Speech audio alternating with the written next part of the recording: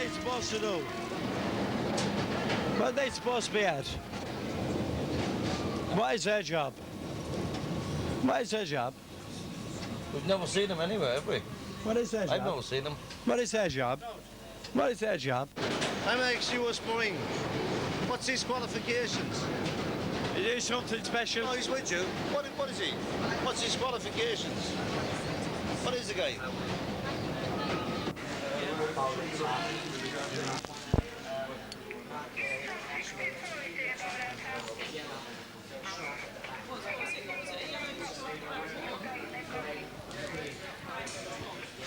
Yeah, there's a guy in there who was been attacked by a gang on the train.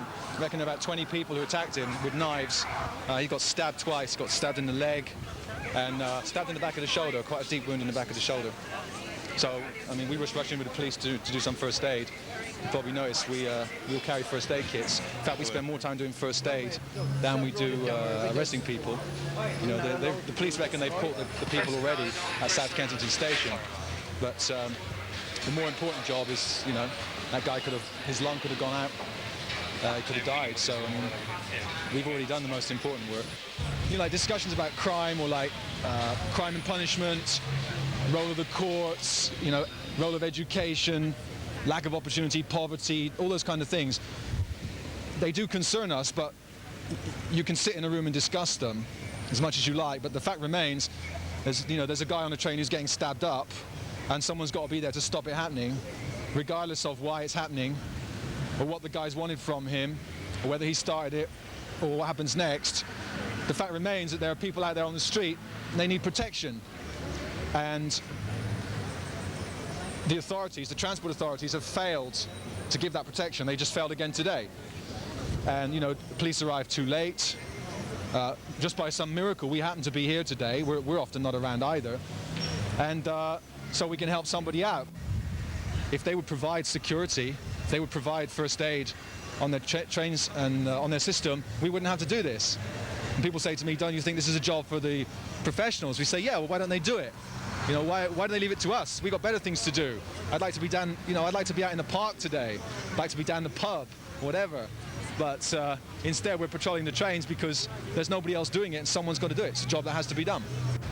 A lot of people join the Angels who have been themselves victims. You've already met, for example, quite a few of our women. Now, quite a few of our women members have been raped, or they've been have history of being beaten up by other people.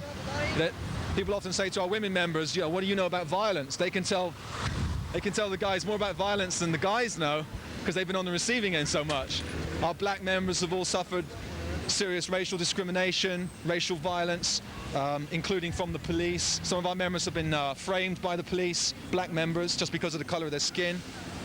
So, I mean, our group contains a lot of people who are no strangers to violence and no strangers to being on the receiving end. A lot of people think Guardian Angels are just people who dish it out. But actually, we're comprised of people who've been on the receiving end, not people who've spent their lives handing out violence, but actually people who've been being beaten up. And that gives us a particular sensitivity to a lot of issues, which, as far as we're concerned, a greater sensitivity than the police have. Well, you see the police. The Metropolitan Police is 1.5% white. Sorry, 1.5% black, Asian, Oriental, or any other color. It's 98.5% white. All the senior positions are held by white men, very few women. The women have to dress in skirts and funny hats. No respect for the women in the police force. And they're alienated from the population of London because they don't represent the people of London. London's one of the biggest multiracial cities in the world, and the police should reflect that, and they don't. Now, our group reflects that. It reflects that racial mix, and it reflects the gender mix, which is why we have a better rapport on the street than the police, because we have that mix. For every one person we actually meet who's been beaten up, we meet 1,000 people who are worried about it. And our role is not to catch criminals. Our role is just to make people feel safer, just to make people feel there's somebody around. If they have any problem, it could be an asthma attack, it could be a robbery, it could be someone giving them a bad look. It could be, I mean, in summer we spend a lot of time directing lost travelers. The reason we do that is because there's nobody else down there. So we get someone coming up to us who's French or American, they don't know where they're going, They just need someone down there to ask the way. That's it. Any civilized service will provide that for people. You should get it when you buy a ticket. But yeah, the fear of crime is 100,000 times more than the actual reality, and most members of the public will never see it. But that doesn't stop people feeling unsettled when they're traveling home late at night. We do accept people who are nuts, but then we train them. And if they're still nuts at the end of the training, then we say no. We say, okay, forget it, you're crazy. But, you had to be a little crazy to do it anyway. But, we accept, it is a rough group. I mean, we accept things from people that a lot of organizations wouldn't accept in terms of, say, conduct. But we do have very strict rules and discipline, and people who break the rules get thrown out.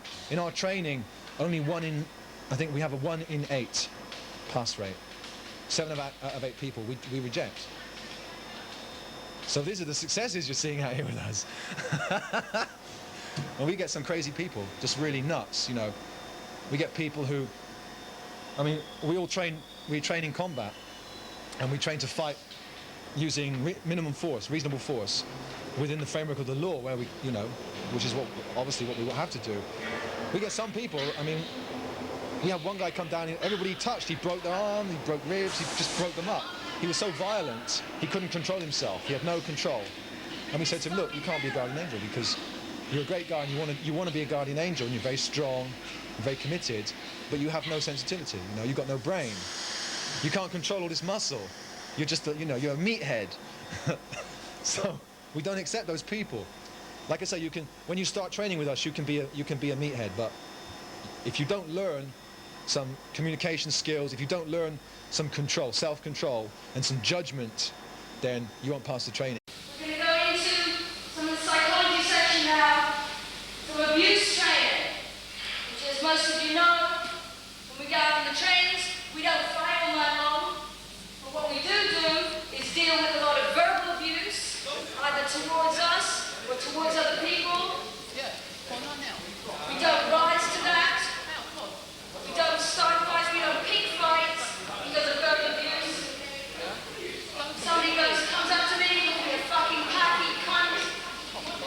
I'm not going to break his face up before it, otherwise I'll be fighting all night long. You have to learn how to deal with that, how to take it, and not to freak out, and not to lose your temper, and not to get upset when they start talking about your mother, your sister, father, whatever they're talking about. You've got to be able to learn to deal with it and not escalate the situation. Guardian angels are in the business of diffusing situations. We don't rise to those kind of comments. We don't rise to just verbal abuse. Yeah. What are you going to do about it, pussy? I'm not going to do anything until What are you going to do about it? something. Oh, what are you going to do then? We'll see what happens when it happens.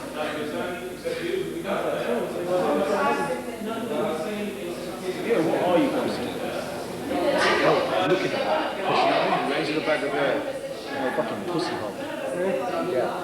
Pussy hole. Okay. I'm going to find some more. I'll walk away. I'll walk away from you. Very hard. Look at that. Chill. Your man's talking to me as well. Look at me when I'm talking to you. I must get cool anyway. Hey, I want to talk to you. I want to talk to you. About what? About change, like? Like I said, we have a very strict policy in our group. We never criminalise anyone. Yeah, I mean, we have a good reason for that. I mean, apart from anything else, half our group have criminal records. So, a lot of guardian angels know all about crime, because a lot of our members come from that background. They come from backgrounds where they've had trouble with the police. Some of them have done time, in prison. Some of them have been involved in violence or, trouble in the past as young people. Like young people get into trouble. They get drunk or stealing cars or whatever. It's like they know the score. But that stands in our stead because it also means they don't stereotype people themselves either, because they know what it's like. Also, we search all our members for weapons before they go on patrol. You saw that, right? Yeah, well, we think it's a shame the police don't do that as well, right? Because policemen tooling up with illegal weapons before they go out on patrol.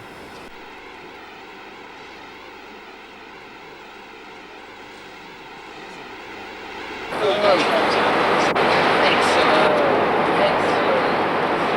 I'm up about 2 days a week to the Angels. In the rest of the week, I like my life to be as interesting as possible. Play in a band, I sculpt, I believe in what we do. My personal morality is derived predominantly from the American Indians and the way they looked out for all members of their society. Nobody had greater worth than anybody else, which I believe. I believe that a busker or a dosser is as entitled to respect as a big city banker. You know, it's not an opinion that's shared by a great many other people in this society, but that's what I believe. Talk yourself out of it.